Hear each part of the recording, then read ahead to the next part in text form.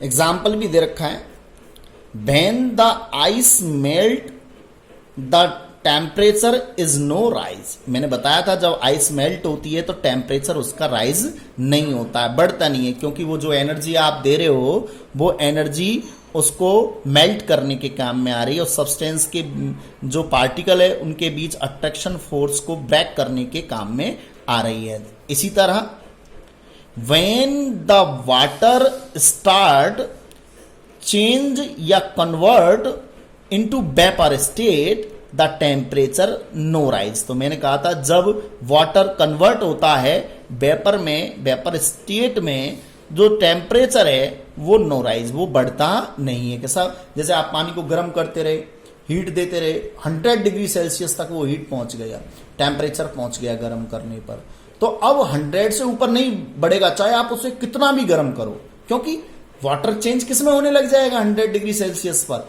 Vapour में change होने लग जाएगा। नेक्स्ट टॉपिक है अपना latent heat is two type. जो लेटेंट हीट आपकी है जो स्टेज को चेंज करने के काम में आ रही है सब्सटेंस की को, वो भी कितने टाइप्स की होती है, 2 टाइप्स की होती है।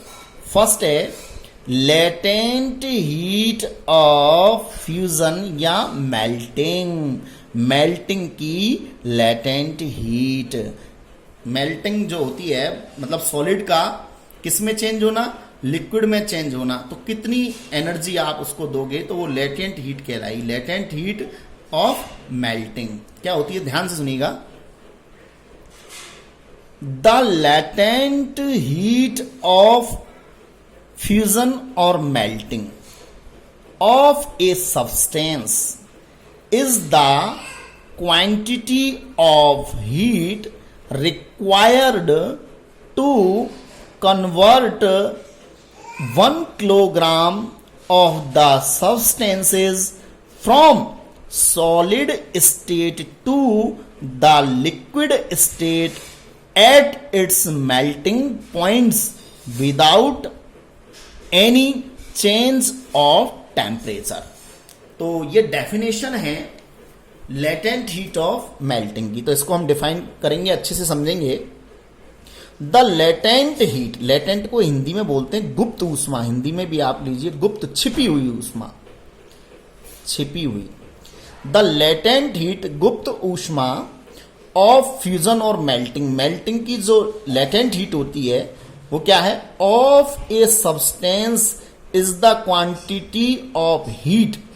Substance, a substance is the quantity of heat, वह मात्रा होती है हीट की पदार्थ को देने के लिए, टू कन्वर्ट परिवर्तित करने के लिए 1 kilogram of the substance, 1 kilogram 1 kilogram substance को from solid state to the liquid state. मतलब 1 किलोग्राम सब्सटेंस है, उस 1 किलोग्राम सब्सटेंस को कन्वर्ट करने के लिए सॉलिड स्टेट से लिक्विड स्टेट में जो एनर्जी रिक्वायर्ड होती है, जो हीट रिक्वायर्ड होती है, आप जिसको हीट देते हो वो कहलाती है आपकी latent heat of melting without any change of temperature. पर यहां पर टेम्परेचर में कोई चेंज नहीं होता है। इसका डिस्कस अपन पहले भी कर चुके हैं, आइस जब सॉलिड में चेंज, आइस सॉलिड है जब चेंज हो रही थी वाटर में।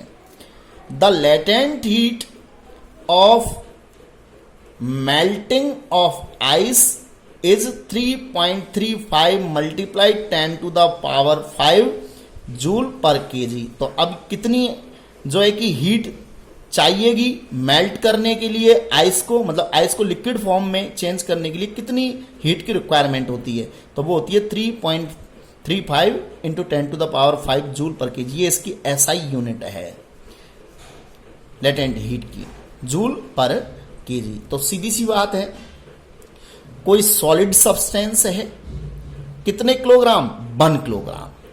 उस 1 किलोग्राम सॉलिड सब्सटेंस को लिक्विड सब्सटेंस में या लिक्विड स्टेट में चेंज करने के लिए जो एनर्जी या हीट रिक्वायर्ड होती है वो ही उसकी लेटेंट हीट ऑफ मेल्टिंग कहलाती है। बट ध्यान रहे, it's melting point without any change of temperature, उसके मेल्टिंग पॉइंट में कोई चेंज नहीं होगा।